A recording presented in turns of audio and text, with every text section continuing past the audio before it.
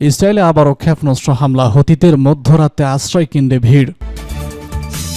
এদিকে ইয়েমেনে হামলার জবাবে মার্কিন স্বার্থে হামলার হুমকি হুতিদের। হুতিদের সন্ত্রাসী সংগঠন হিসেবে তালিকাভুক্ত করতে ইসরায়েলের উদ্যোগ। এদিকে পাকিস্তানের বিমান হামলায় আফগানিস্তানে নিহত 15 প্রতিশোধের হুঁশিয়ারি কাবুলের। সর্বশেষে জানিয়ে দিব যাদেরকে ফাঁসিতে ঝুলানোর হুমকি দিলেন ট্রাম্প। ইসরায়েলে আবারও ক্ষেপণাস্ত্র হামলা, হুতিদের মধ্যরাতে আশ্রয় কেন্দ্রে ভিড়। ড্রোন এবং ক্ষেপণাস্ত্র হামলা করে ইসরায়েলের অস্বস্তি বাড়িয়ে তুলেছে ইয়েমেনের হুতিপন্থী বিদ্রোহী গোষ্ঠী। বুধবার রাতে ইসরায়েলের অভ্যন্তরে ক্ষেপণাস্ত্র হামলা চালিয়েছে তারা। এরই মধ্যে হুতি নেতাদের লক্ষ্যবস্তু করার হুমকি দিয়েছে তেল আবিব। তবে ইসরায়েলের এসব হুমকি উড়িয়ে দিয়ে দ্বিতীয়বারের মতো ক্ষেপণাস্ত্র হামলা চালিয়েছে হুতি বিদ্রোহীরা। অবশ্য ইসরায়েলে প্রবেশের আগে এটি নিষ্ক্রিয় করা হয়েছে বলে জানিয়েছে টাইম অব ইসরায়েল। এতে বলা হয়েছে, পরপর দ্বিতীয় রাতে ইরান সমর্থিত হুতি গোষ্ঠী মধ্য ইসরায়েলে একটি ব্যালিস্টিক ক্ষেপণাস্ত্র নিক্ষেপ করেছে, যা প্রায় রাতের ঘটনা ঘটেছে। সেনাবাহিনী বলছে, ইয়েমেনের হুতিদের ছোড়া একটি ক্ষেপণাস্ত্র ইসরায়েলের আকাশ সীমায় প্রবেশের আগে তা আটকে দেওয়া হয়েছে। এতে বলা হয়, হুতিদের হামলার সম্ভাবনার কারণে সাইরেন সক্রিয় আছে। এ সপ্তাহের মধ্যে 5 বারের মতো ক্ষেপণাস্ত্র হামলা চালানোর কারণে 5 লাখের মতো ইসরায়েলিকে আশ্রয় কেন্দ্রে পাঠানো হয়েছে। এদিকে ইউরোপের সব কূটনীতিক মিশনকে হুতি বিদ্রোহীদের সন্ত্রাসী হিসেবে তালিকা করতে উদ্যোগ নেওয়ার কথা জানিয়েছে ইসরায়েল। এই কূটনীতিক উদ্যোগ হুতিদের আঞ্চলিক ও বৈশ্বিক হুমকি হিসেবে চিহ্নিত করার চেষ্টারই অংশ, যা তাদের কার্যক্রমে আরও আন্তর্জাতিক চাপ সৃষ্টি করতে পারে। হুতিরা সম্প্রতি ইসরায়েলে ড্রোন ও ক্ষেপণাস্ত্র হামলা মাত্রা বাড়িয়ে চলিয়েছে। তারা হামলাকে গাজায় ইসরায়েলি বাহিনীর বিরুদ্ধে ফিলিস্তিনিদের লড়াইয়ের সংহতির অংশ হিসেবে বর্ণনা করেছে। ইয়েমেনে হামলার জবাবে মার্কিন স্বার্থে হামলার হুমকি হুতিদের। ইয়েমেনের হুতি সুপ্রিম পলিটিক্যাল কাউন্সিলের প্রধান মোহাম্মদ আলী আল হুতি আমেরিকাকে হুঁশিয়ারি দিয়েছেন।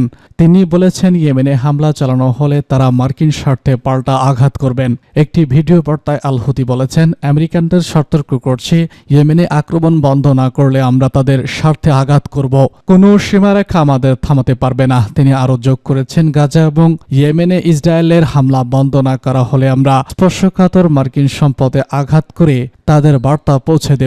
যুক্তরাষ্ট্রের সেনা কমান্ড একটি ছবি প্রকাশের পর এই হুঁশিয়ারি দিল হুতিরা। ওই ছবিতে মার্কিন বিমানবাহী রণতরী ইউএস হ্যারিস এস ট্রুম্যান থেকে ইয়েমেনের হুতি লক্ষ্যবস্তুতে হামলার প্রস্তুতি নিতে দেখা যায়। যুক্তরাষ্ট্রের দাবি করছে, তারা লোহিত সাগর এবং এডেন উপসাগরে বাণিজ্যিক জাহাজের উপর হুতিদের হামলা বন্ধ করতে এই অভিযান চালাচ্ছে। গাজায় যুদ্ধবিরতির চেয়ে চাপ তৈরি করতে হুতি বিদ্রোহীরা এই হামলা শুরু করেছে।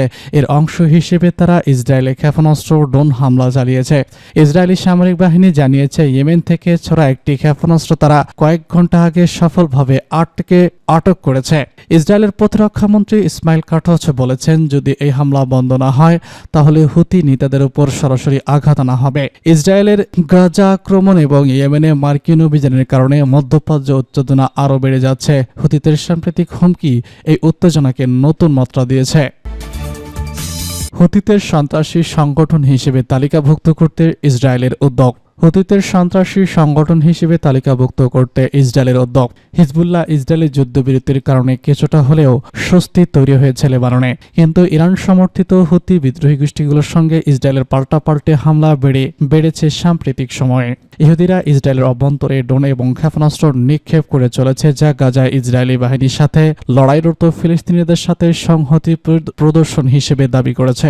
এদিকে মঙ্গলবার রয়টার্সের প্রতিবেদনে বলা হয়েছে, ইয়েমেনের ইরান সমর্থিত হুতি বিদ্রোহী গোষ্ঠীগুলোকে সন্ত্রাসী সংগঠন হিসেবে চিহ্নিত করার চেষ্টা করতে ইউরোপের সব কূটনৈতিক মিশনগুলোতে নির্দেশ দিয়েছে ইসরায়েল। ইসরায়েলের প্রতিরক্ষামন্ত্রী গিয়ন্সার এক বিবৃতিতে বলেছেন, হুতিরা শুধু ইসরায়েলের জন্য নয়, বরং গোটা অঞ্চল ও বিশ্বের জন্য হুমকি। তাদের সন্ত্রাসী সংগঠন হিসেবে তালিকাভুক্ত করা হলো প্রথম এবং মৌলিক পদক্ষেপ। বর্তমানে যুক্তরাষ্ট্র, সৌদি আরব, মালয়েশিয়া, সংযুক্ত আরব আমিরাত, অস্ট্রেলিয়া, কানাডা, নিউজিল্যান্ড ও ইসরায়েল হুতিদের সন্ত্রাসী সংগঠন হিসেবে ঘোষণা দিয়েছে। গত শনিবার ইয়েমেন থেকে ছোড়া একটি ক্ষেপণাস্ত্র ইসরায়েলি প্রতিরক্ষা ব্যবস্থা এড়িয়ে তেল আবিব জাফা এলাকায় আঘাত আনে। এতে 14 জন আহত হন। হুতিদের পৃষ্ঠপোষকতায় আছে ইরান। 2014 সালে ইয়েমেনে গৃহযুদ্ধ তীব্র হওয়া এবং হুতি আরবের সঙ্গে ক্রমবর্ধমান দ্বন্দ্বের জেরে হুতিদের সহায়তা বাড়িয়ে দেয় Iran. Centre for studies and international স্টাডিজের 2021 সালের প্রতিবেদন থেকে জানা যায়, সমুদ্র আইন, ব্যালিস্টিক ও ক্রুজ ক্ষেপণাস্ত্র এবং ড্রোন সহ অন্যান্য অস্ত্রশস্ত্র ও কারিগরি সুবিধা দিয়ে হুতিদের সহায়তা করে ইরান। ইরানের অক্সিপ অব রেমিডেন্স এর অংশ হুতিরা। এটি মার্কিন সাম্রাজ্যবাদ ও জায়নবাদের বিরুদ্ধে ইরানের নেতৃত্বে গঠিত একটি আঞ্চলিক সামরিক জোট। গাজায় হামাস ও লেবাননে হিজবুল্লাহর মতো ইয়েমেনে ইরানের আস্থার জায়গা হুতিরা। ইসরায়েলের জন্য হুতিরা এখনও পর্যন্ত বড় কোনো হুমকি হিসেবে আবির্ভূত হতে না পারলেও তাদের প্রযুক্তি লোহিত সাগরে বিপর্যস্ত ঘটাতে সক্ষম। সম্প্রতি তারা লোহিত সাগরে ড্রোন ও জাহাজ বিধ্বংসী ক্ষেপণাস্ত্রের সাহায্যে বাণিজ্যিক জাহাজগুলোতে টার্গেট করছে। অনেক কোম্পানিকে তাদের রুট পরিবর্তন করে দীর্ঘ ও ব্যবসায়িক সাপেক্ষ পথ চলা করতে বাধ্য হয়েছে, যা বৈশ্বিক মুদ্রাস্ফীতির আশঙ্কা আরও বাড়িয়ে তুলেছে। পাকিস্তানের বিমান হামলায় আফগানিস্তানে নিহত 15 প্রতিশোধের হুঁশিয়ারি কাবুলের। আফগানিস্তানের পাকতিকা প্রদেশের রাম্মাল জেলায় বিমান হামলা চালিয়েছে পাকিস্তান। এতে নারী ও শিশুসহ কমপক্ষে 15 জন নিহত হয়েছেন।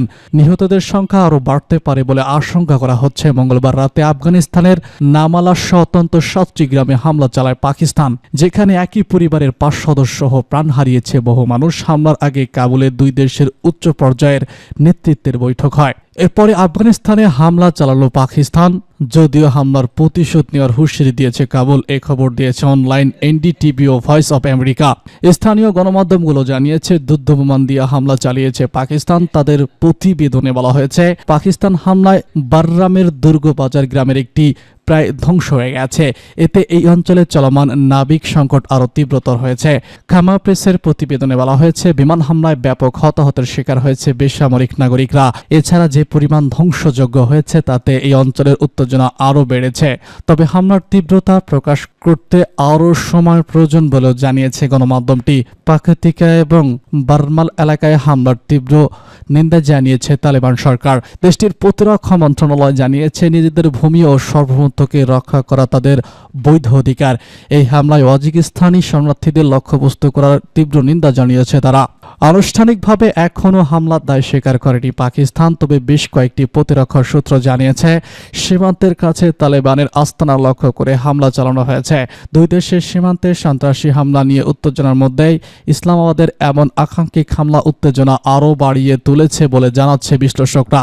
এদিকে ভয়েস অফ আমেরিকার খবরে বলা হয়েছে, মঙ্গলবার পাকিস্তান ও আফগানিস্তানের উচ্চ পর্যায়ে প্রতিনিধিদের সঙ্গে বৈঠক হয়েছে। সীমান্তে সন্ত্রাসী হামলা নিরসনে কথা বলেছে উভয় দেশ। আফগান বিষয়ে পাকিস্তানের নতুন আয়োজিত বিশেষ দূত মোহাম্মদ সাদিক অন্যান্যদের সহ তালেবান পররাষ্ট্রমন্ত্রী আমির খান কুত্তাকি এবং পররাষ্ট্রমন্ত্রী সিজাউদ্দিন হাক্কানির সঙ্গে আলোচনায় তার টিমের নেতৃত্ব দেন। বৈঠকের পর এক বিবৃতিতে কুত্তাকির দপ্তর বলেছে যে এই প্রতিনিধি দল দুই দেশের মধ্যে কূটনীতিক, বাণিজ্যিক ও ট্রানজিট সম্পর্ক উন্নয়ন করতে চায়। এই দুই দেশের মধ্যে প্রায় 2600 কিলোমিটার বর্গ সীমান্ত রয়েছে। যাদেরকে ফাঁসিতে ঝোলানোর হুমকি দিলেন ট্রাম্প।